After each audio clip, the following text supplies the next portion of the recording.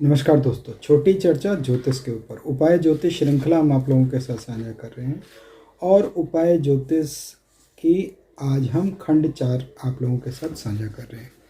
पिछले 3 श्रृंखलाओं में या 3 खंडों के अंदर हमने उपाय ज्योतिष से संबंधित जो चर्चा आप लोगों के साथ साझा करी, उसमें ये निर्धारित करने का प्रयास किया कि किस प्रकार से उपाय किए जाएं या उपायों की आवश्यकता क्या है। क्या उपायों से सचमुच भाग्य में परिवर्तन होता है, नहीं होता है, या उपायों की संख्या सीमित आदि क्या होनी चाहिए। सर्वप्रथम ये निर्धारित करना परम आवश्यक है कि व्याधि क्या है, वो असाध्य है, साध्य है या किस प्रकार से है, जो कि हमने कर्मों के अनुसार निर्धारित किया, जिसमें दृढ़ मूल क्रम, दृढ़ कम, दृढ़ अदृढ़ कर्म आदि के बारे में हमने साझा किया।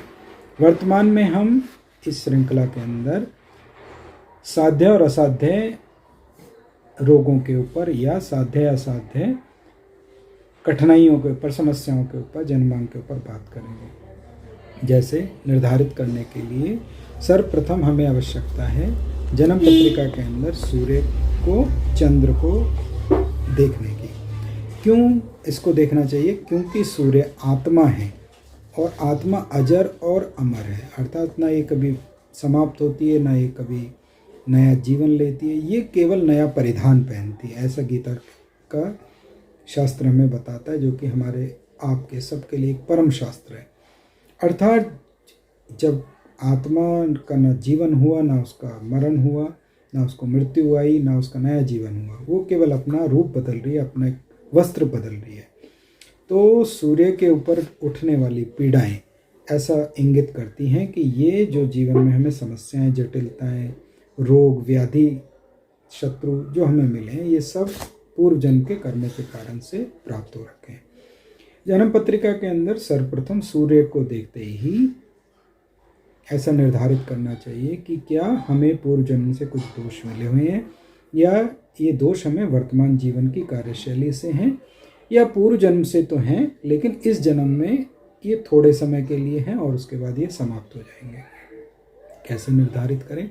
वैसे भी आप देखिए, जन्म पत्रिका के अंदर पंचम भाव, जो नैसर्गिक जन्म पत्रिका है, अर्थात मेष लगन की जन्म पत्रिका, जिसको अंग्रेजी भाषा में नेचुरल जोडियक भी बोलते हैं, उसमें पंचम स्थान में सूर्य अधिशिष्ट राशि ही पड़ती है।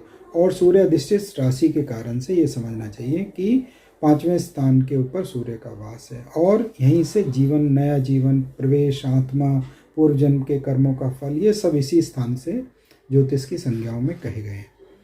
अर्थात यदि सूर्य के ऊपर पीड़ा है या सूर्य जन्म पत्रिका में त्रिक स्थान पे है और उसके ऊपर दुष्परिणाम है, दुष्प्रभाव है, तो इसका अर्थ ये हुआ कि आत्मा व्यक्ति की पूर्व जन्मों से कई अपने प्रकार के दोषों को लेके आ रही है और वर्तमान जीवन में हमें व्याधि के रूप में, कष्ट के रूप में और हमारे दुर्भाग्य के रूप में हमें प्रदान कर रही है। यहाँ पे इसके उपाय या इसके बारे में, इसको संतुलित करने के लिए एक लंबी जीवन शैली अपनानी पड़ती है, जिसके कारण से व्यक्ति को इन समस्याओं से छुटकारा मिलता है। जैसे साधना से, तपस्या से, जीवन शैली से, आचरण से, व्यवहार से, अनुशासन से, और इसके सब के लिए मंत्र की उपासना की और अपने आप को शुद्धन और शोधन करने की आवश्यकता होती है। रोग आत्मा लेके आई है और यहाँ पे लगन पे, अर्थात शरीर पे, देह पे वो उत्पन्न कर रही है और उसके कारण से वर्तमान जीवन में भी समस्याएं बन सकती हैं। एक व्यक्ति को क्रोध अधिक आता है और क्रोध के कारण से उसके जीवन में समस्याएं आ सकती हैं। एक व्यक्ति ऊर्जावान नहीं है और उसको कोई कार्य करने का इच्छा नहीं हो रही। ये सब जो पीड़ाएं हैं, ये सूर्य के कारण से देखनी चाहिए कि क्या पूर्व जन्मों से ऐसा कुछ बना हुआ है या वर्तमान जीवन में बना हुआ है। वर्तमान जीवन में बनने का जो परिणाम है वो चंद्रमा के गोचर से निर्धारित करना चाहिए। चंद्रमा का गोचर, चंद्रमा से गोचर, चंद्रमा के ऊपर से गोचर, ये 3 बातें का संतुलन बराबर विभाजित करके देखिए। चंद्रमा से गोचर, चंद्रमा के ऊपर से गोचर और चंद्रमा का गोचर, अर्थात चंद्रमा स्वयं भी गोचर कर रहे हैं, चंद्रमा से, मूल चंद्रमा से विभिन्न स्थानों में ग्रह भी गोचर कर रहे हैं और चंद्रमा के ऊपर से भी, जन्मकालीन चंद्रमा के ऊपर से भी ग्रह गोचर कर रहे हैं। उससे ये इंगित होता है कि वर्तमान में कौन से हमने ऐसे कार्य करे आप ये देखिएगा सप्ताह के कुछ दिन, महीने के कुछ दिन, माह के कुछ दिन, वर्ष के कुछ दिन आपके बड़े सुखद रहते हैं, अर्थात ये वर्तमान जीवन के कर्मों के अनुसार निर्धारित हो रहा है। और कुछ दिन आप अपने आप ही कह उठेंगे कि ये हमारे दिन जो है बहुत सुखद नहीं है। जैसे बहुत से लोगों को मैंने ऐसा कहते हुए सुना, ये दिन हमारा थोड़ा अच्छा नहीं जाता है, ये दिन हमारे लिए बड़ा लाभकारी रहता है। अब इसमें दिवस को ना जोड़ के आप ये देखिए उस समय पे चंद्र से गोचर या चंद्र का गोचर कहाँ कहाँ स्थानों से हो रहा है। अर्थात कुछ जो कर्म हैं जिनके उपाय हमें तुरंत करने की आवश्यकता है, त्वरित करने की आवश्यकता, और फिर उनसे लाभ भी मिलता है। वो कौन से उपाय होते हैं? उपाय के रूप में समझना चाहिए। यहाँ केवल दान बहुत महत्वपूर्ण है।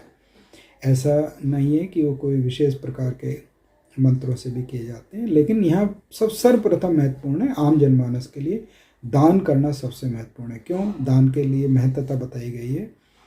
प्रकृति के अंदर यदि हम एक छोटा सा बीज भी डालते हैं, अर्थात इस धरती के अंदर, इस धरा के अंदर, इस वसुधरा के अंदर एक हम छोटा सा बीज भी डालते हैं तो प्रकृति उसको वृक्ष के रूप में हमें प्रदान करती है। नेचर, प्रकृति अपने पास कुछ रखती नहीं है, वो सब का सब कुछ हमें वापस कर देती है।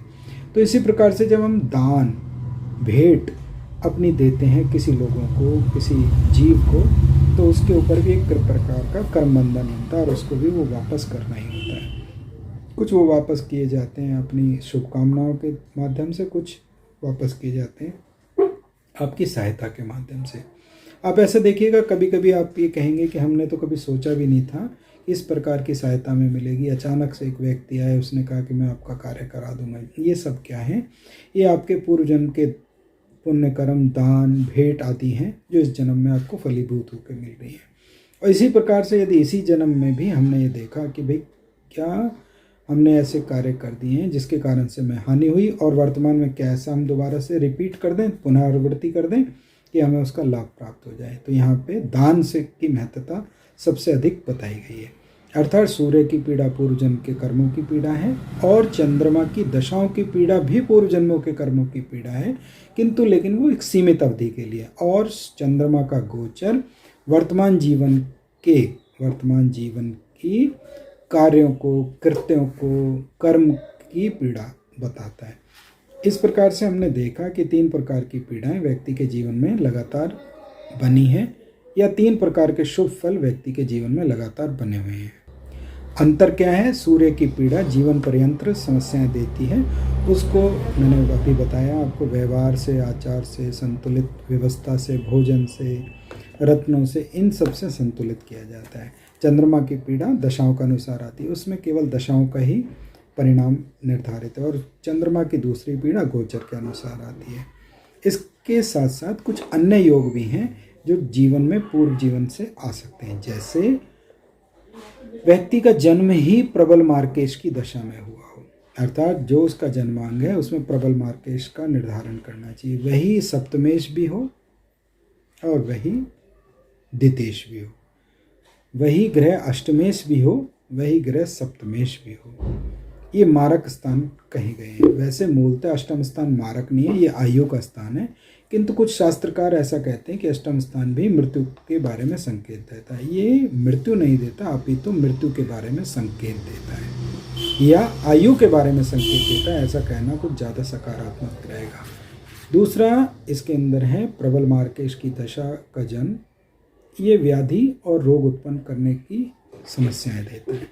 दूसरा है प्रबल मार्केश की दशा, अर्थात जब प्रबल मार्केश की दशा चलती है तो उस समय भी पूर्व जन्म के कर्मों के कारण से इस जीवन में अचानक से व्याधियाँ उत्पन्न। इनके उपाय सब हम एक एक करके बाद में निर्धारित करेंगे। अभी वर्तमान में हम केवल आपके साथ इस चर्चा का संगोष्ठी कर रहे हैं कि किस प्रकार से ये देखें कि जन्म पत्रिका में दोष हैं या नहीं हैं, और हैं तो उनके परिहार क्या होंगे, वो अगली उसमें निर्धारित करेंगे। प्रबल मार्केश की दशा का लगना, पहले हमने कहा प्रबल मार्केश की दशा का जन्म होना, दूसरी बात प्रबल मार्केश की दशा का लगना, अर्थात जैसे ही जन्म पत्रिका में प्रबल मार्केश की दशा लगेगी, जीवन शैली को थोड़ा सा संतुलित कर लीजिए, अपने बारे में ऊर्जावान रहिए, सकारात्मक रहिए, और उससे जो उसके दान परिहार बताएंगे उनको करने से लाभ प्राप्त होता है। इसके बाद है साढ़े साती का जन्म, और वो भी उस साढ़े साती में जो लगन में बैठी हुई साढ़े साती, अर्थात लगन में ही चंद्रमा है और उसी के ऊपर से शनि का गोचर और उसी समय व्यक्ति का जन्म हो। यहाँ लगन भी एक प्रकार से साढ़े साती के प्रभाव में और चंद्रमा भी साढ़े साती का प्रभाव में। ऐसा व्यक्ति एकांतमुखी देखे गए हैं और थोड़े से ऊर्जावान ना होके एकांकीकरण, इनके पास एकांतवास इनका अधिक बना रहता है। इसके बाद बहुत सारे लोग जो आधुनिक ज्योतिषकार हैं वो उन चीज़ों के ऊपर हो सकता है देखते हों, लेकिन मैंने ऐसा देखा है कि आधुनिक ज्योतिषकार ऐसी छुपी हुई चीज़ों पे, रहस्यों पे, जो मेरे को अपने आचार्यों से प्राप्त हुई, और वो आचार्य जो बहुत ही अदृश्य रहने वाले आचार्य हैं, अर्थात उनको किसी प्रकार का प्रचार प्रसार नहीं चाहिए। गांव के अंदर, देहात के अंदर ऐसे लोग बहुत विद्वान हैं जिनसे मैंने ज्योतिष की इस प्रकार की छुपी हुई चीज़ें सीखने का प्रयास किया, और उन्होंने मेरे ऊपर आशीर्वाद भी बनाया और मेरे को प्रदान भी किया।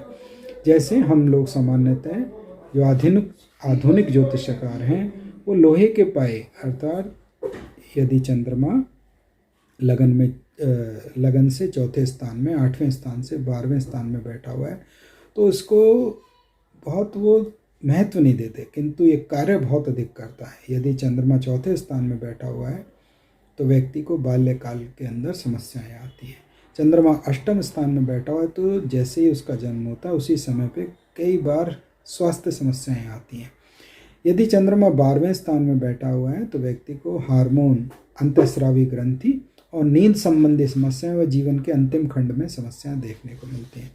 इस प्रकार से हमने देखा कि जो सूर्य की पीड़ाएं हैं उससे और चंद्रमा की पीड़ाएं हैं उनसे, दो प्रकार से जन्म पत्रिका में रोगों का बार बार आगमन होता है और वो दशाओं के अनुसार बार बार फलीभूत भी होती हैं। इसके उपरांत हम उन असाध्य रोगों के ऊपर चर्चा आप लोगों के साथ साझा करेंगे जो हमने पूर्व जन्म में किसी के साथ छल किया, कपट किया, दोष किए और इस जीवन में हमारे को वो दोबारा से उसका छल कपट हमारे ऊपर से बन गया। क्या उनके परिहार हैं? जीवन का संतुलित करने के लिए एक ऊर्जा को ऊर्जा में परिवर्तित किया जा सकता है। ऊर्जा का नियम है, ऊर्जा का सिद्धांत है, ऐसा विज्ञान का सिद्धांत है कि ऊर्जा कभी भी समाप्त नहीं होती है, वो केवल परिवर्तित होती है। जैसे विद्युत है, विद्युत को जब हम एक बल्ब के माध्यम से चालू करते हैं तो विद्युत हमारे बल्ब में आके हमें प्रकाश के रूप में ऊर्जा प्रदान करती है। प्रकाश हमें हमारी आँखों के अंदर, हमारे स्वस्थ शरीर के ऊपर हमें कार्य करने की प्रगति देता है। कार्य फिर दोबारा से ऊर्जा में परिवर्तित हो जाता है। अर्थात ऊर्जा कभी नष्ट नहीं होती, ऊर्जा केवल परिवर्तित होती है। इसी प्रकार से जो दोष हैं वो कभी नष्ट नहीं होते, उनको केवल परिवर्तन करना होता है। आज मैं एक छोटा सा सूत्र आप लोगों के साथ साझा कर रहा हूँ। यदि हमने पूर्व जन्म में किसी की आँखों को, नेत्रों को पीड़ा पहुँचाई है तो इस जीवन के अंदर हमें नेत्र पीड़ा अवश्य प्राप्त हो सकती है। क्या उसके परिहार हैं? यह बिल्कुल ठीक है, उसके परिहार भी होते हैं और उन परिहारों को हम अगले खंड में आप लोगों के साथ साझा करेंगे। आज की चर्चा में हमने 2-3 बातें नई सीखी। पहली कि सूर्य की पीड़ा पूर्व जन्म की आत्मा की पीड़ा है जो वर्तमान जीवन में आ रही है। चंद्रमा की दशा पीड़ा भी पूर्व जन्म के कर्मों की पीड़ा, शुभ अशुभ दोनों को कहना चाहिए, हमें पीड़ा ना कहकर हमें ऐसे कहें कर्म फल कहना चाहिए। सूर्य के ऊपर पाप प्रभाव, शुभ प्रभाव पूर्व जन्म के कर्म फल का हिस्सा है। चंद्रमा के ऊपर पाप प्रभाव, शुभ प्रभाव पूर्व जन्म के कर्मों का परिणाम है जो इस जीवन में दशाओं के अनुसार प्राप्त होगा। चंद्रमा का गोचर, चंद्रमा से गोचर, चंद्रमा के ऊपर से गोचर वर्तमान जीवन के कर्मों के बारे में हमें संकेत दे रहा है। छोटी चर्चा में आपने भाग लिया, धन्यवाद। छोटी चर्चा में बने रहिए। संपर्क करने के लिए मेल के माध्यम से आप संपर्क कर सकते हैं। आपका दिन शुभ हो, बहुत बहुत शुभ हो।